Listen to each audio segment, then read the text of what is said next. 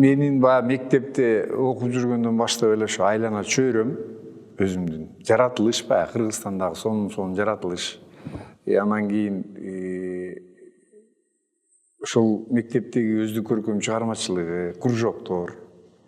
Анан кийин айылда вокальный инструментальный ансамбль ачылып калып, ВИА, Бешташ кайрыктары деген.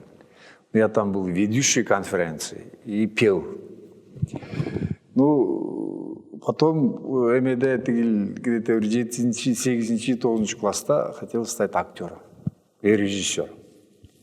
Мага аны берген ошол жердеги ошо Фрунзеде окуп жүргөн менин тайкелерим, туугандарым, рекомендация катары ушундай депчи. Москвада бар окуу жай, Ленинградда бар, атай ГИТИС, ВГИ дегендер бар деп анан мага ошол огонду бүткөндөн кийин мен кечигип калыптырмын да. ВГИге дагы, ГИТИСке дагы. 1 жыл кечигип калыптырмын. Анан 2 жылдык академиялык драма театрынын астындагы 2 жылдык студия. Актер театр кино. 2 жыл окуп, андан кийин Грузияга Шотов Руставели атындагы театр кино институтуна өтөйүн деп жүргөм. Ал жерде тааныштар бар болчу да Таластан.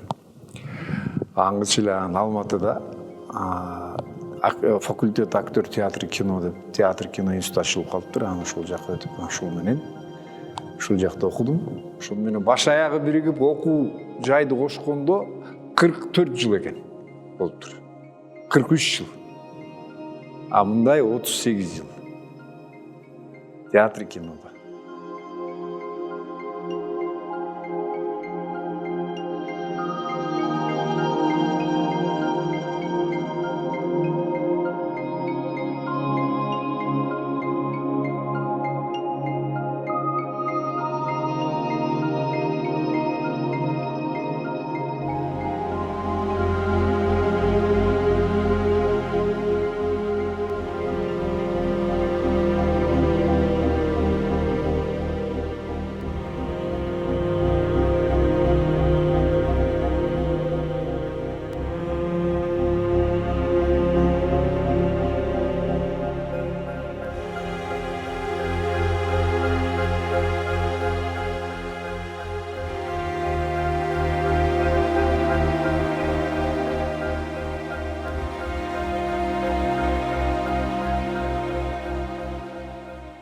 Театрда мага биринчи туш келип калган режиссер Скендер Рыскулов. Скендер Рыскулов, Марбайжиев экөө, Марбайжиевдин ошо институт бүтүп келсек, жолдоо менен келгем. Марбайжиев 6-күнү кечинде деген спектакльди өзү коюп, Искен Байкени көркөм жетекчи кылып коюптур. Өзү жазган, анан өзү коюп аттыр. Анан ошондо башкы ролдордун бири Эсен, эң биринчи роль. Сахнага чыкканга чейин адамда мындай бир ошончо жыл окуп келиптир эле, сахнага чыкканга чейин бир толкундоо, орусча айтканда волнение, толкундоо болот. Ошо 2 айлап, 3 айлап репетиция кыласың. Ошонун сен бусурман эмессиң. Сен ошол Эсенсиң да. Марбайжиевдин 6-күнү кечинде башка адамсың. Зөөкүр адамсың, аферистсиң, алдамчысың. Ошонун кейпин кийишиң керек да. Анан ошол кейпти, ошол образды жоготпош үчүн сахнага чыгаардын алдында мындай кандайдыр бир коркунуч, толкундуу, мындай жүрөк дүкүлдөп бир эме пайда болот да. Анан сахнага чыгып кеткенден кийин бир өзүңдү байкабай каласың. Өзүңдүкү болуп калат сахна. Сен авторсың. Актер өзү образ жараткандан кийин автор болуп калат өзүнүн ролуна. Өзү жараткандай ошону, ошол сөздөрдүн баарын өзү тапкандай, кыймыл аракет жасаганда дагы, жести дагы өзүң кожоюн болуп, өзүң адвокат, терс каарман, эме позитивный, негативный роль болсо дагы, баары бир адамдык бир эмени сактап калыш үчүн өзүңдүн ролуңа, образыңа адвокат болушуң керек да. Анан билинбей калат ошо менен. Адвокат защищай свой, хоть терс каарман болсоң дагы, баары бир. Меники туура депчи. Кинодуку, театрдуку коллективный да. Жалгыз эч нерсе кыла албайбыз. Актер без партнера никто. актер сахнада партнерсіз эч ким эмес да. Жөн эле бир марионетка болуп эле кукла болуп жүрө бересиң. Партнерың канчалык жардам берсе, сен ошончолук өнүгөсүң, өсөсүң. Хоть сен аны турмушта мушташып, жаман көрүп, тим эле сен үстүңөн ар жазып соттоп жиберсе да, сахнага сен аны билдирбешиң керек да. Сен тим эле жакшы көрө турган болсо, жакшы көрүп, өмүрүңдөгү жакшы көрбөгөн кишидей жакшы көрүп, канчалык ошончолук мамиле жасасаң, партнерың дагы сага ошончо мамиле жасайт. Анан ошону менен жүрөк пайда болот, көз пайда болот, бири-бири менен диалог да. Негизи кинодук, театрдук диалог го, сүйлөшүү процесси болуп аткан учурда ошондо баардыгы сезилип, жүрөктөн чыгып аткан экенин, баары натуральный, естественный экени эл билип туруш керек да.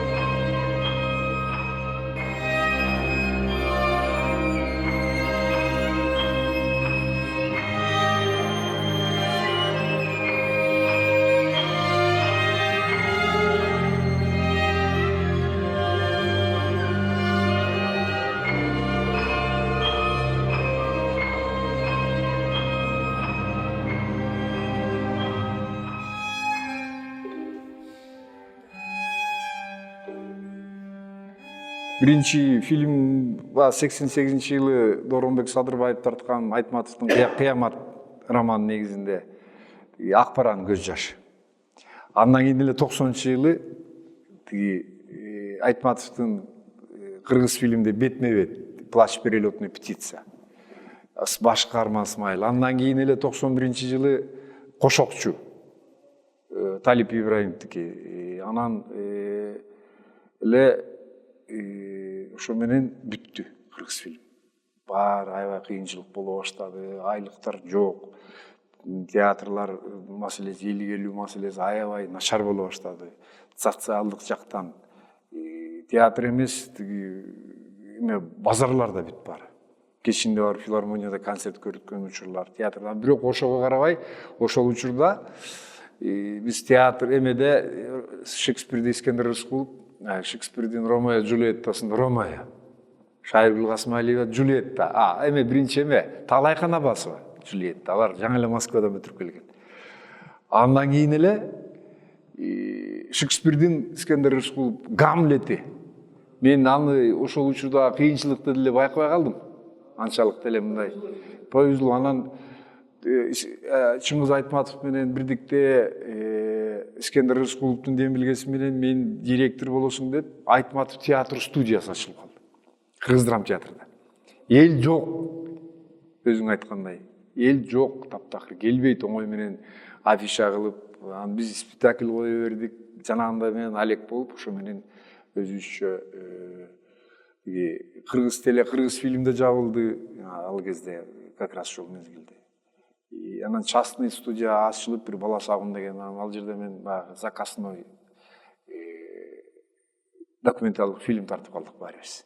Чадин Сергей Александрович, Галушко, Бекболот Айдаралиев, оператор Чадин. Сакын Карабаев директор картина. Частный компанияда 2 жыл жакшы иштедик. Да. А киши менен жолукканда эми ал менде толкундолуу болду. Не деп айтар экен депчи. Кандай эме деп айтат болду экен. Раматыл байкем Бакыт Карабулов бар. Ана деп эме башталды. Анан эме болуп, жакшы оюн айтты. Минтип айтты. Исмайылга жолуктуңбу деди. Ооба, барып жолуктум дедим. Съемкалардын алдында съемочный группа менен баарыбыз барып, бүт Марсумар, Бакыт Карабулов, бүт Погорелов, бүт фотографтар менен сүрөткө түшүп, 1-2 саатка жакын сүйлөштүк. Кандай экен деди. Ал киши согуштан корккондон качпай эле, мындай эле качып келген экен. Бирок эл баккан киши экен, мага абдан тамашакөй экен, эркектик баардык мүнөздөр бар экен десем, сен ошонун баарын ойноп турсуң деп койду. Анан мен ичимен сүйүнүп калдым. Анда сен ошол эмесин мүнөздөрүн баарын ойноп турсуң деп койду. Эми бул кинодун преимуществосу аябай көп деп айтты. Мындай кыла берсең да болот, мындай кыла берсең да болот. Ушул менин чыгармамдан алыстабай Ысмайылдын адамдык бийик сапатын алып калганыңар жакшы болуптур деп койду.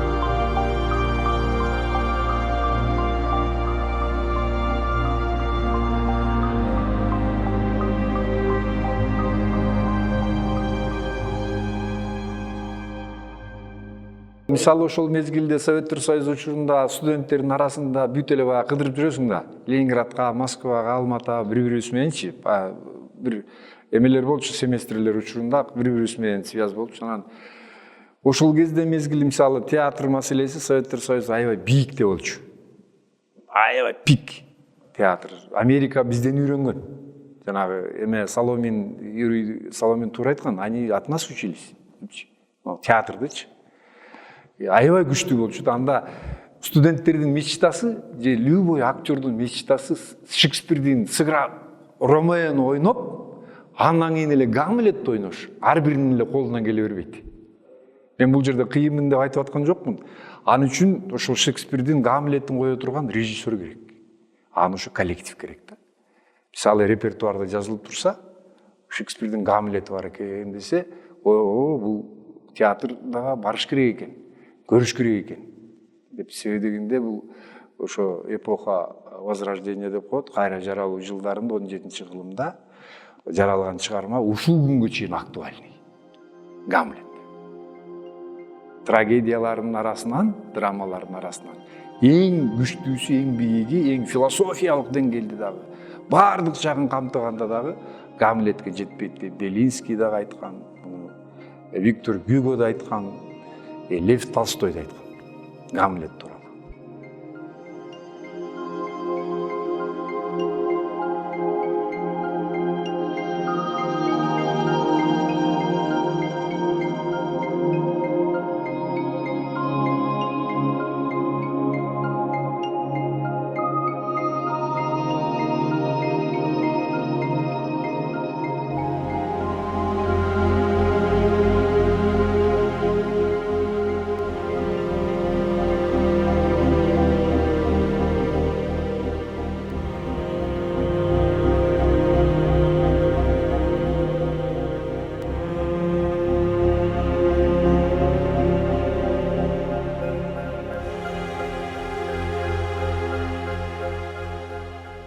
Жылдардан бери, 93-жылдардан бери театрларга эл келбей калганын себеби уюштурган кишилери жок, ошол театр турат. Мисалы биздикин эле айталы, Кыргыз драм театр. Ошол здание турат, ремонт эле жасалып атат.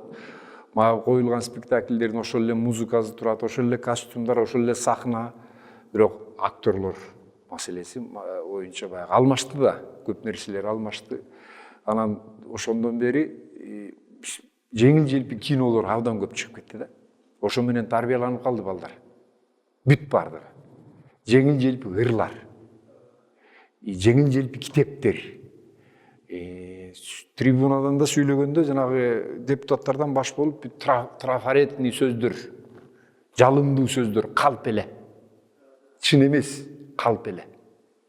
Эптеп болуш керек да. Ошентип балдардын баары тарбияланган себебинен баардыгы президент болгусу келет, депутат болгусу келет, министр болгусу келет. Бирөөсү дагы бир мындай бир инженер болоюн, мугалим болоюн, оператор болоюн, режиссер болоюн, же болбосо бир жазуучу болоюн дебейт. Баары эле президент болобуз дейт. Ошо тарбияда идеологиялык да. Баары эле депутат болобуз дейт.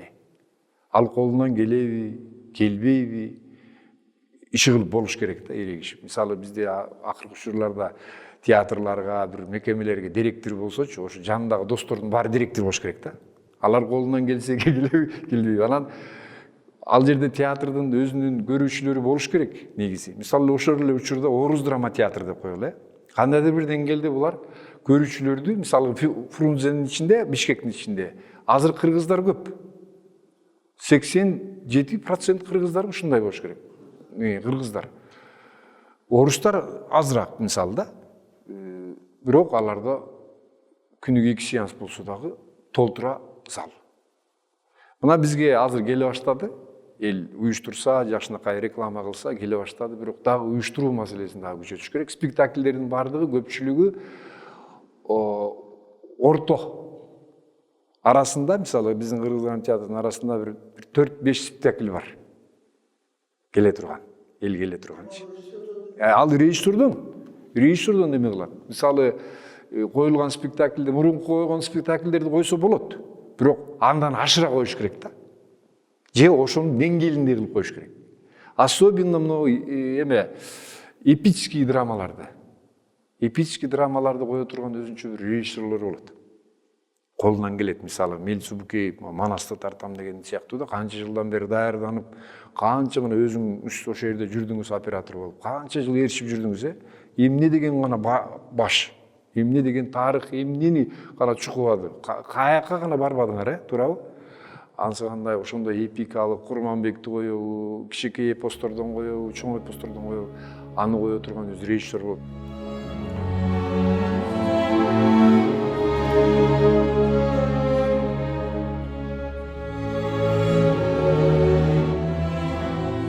Же өл, же кал. Кептин баары ушунда. Же кайгылуу деңиздин каршы туруп ага чыксам. Өлүү, уктоо, уктап жатып түш көрүү. Менин тапкан арыкларым ушулар.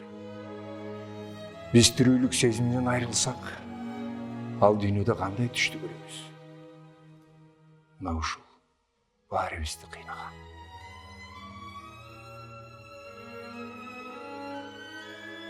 Ушул чөйрө кунары жок, зээни жок, мааниси жок, маңызы жок бирдеме. Жийиркенем, басар жол жок, ыпыр-сыпыры үйүлгөн ушунча да чектен чыгуу мүмкүнбү? Эки ай болду өлгөнүн атамды. Ал апам да жакшы көрчү. Желди дагы тийгизчү эмес жүзүнө. О аялдар, кандай анткор жансыңар. Бир ай өтпөй маркум атам табытын көздөрүнөн жаш көлдөтүп узатып, баратканда апам кийген кепичи азыр деле турган кези жап-жап.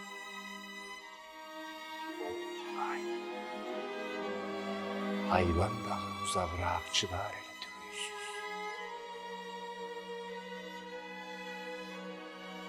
Апам да чимерге тийди абама. Эге тийди көздөрүнөн кетелекти кызылы. Ушул иштен жакшылык жок. Жүрөгүм жарылса да, тилди тишке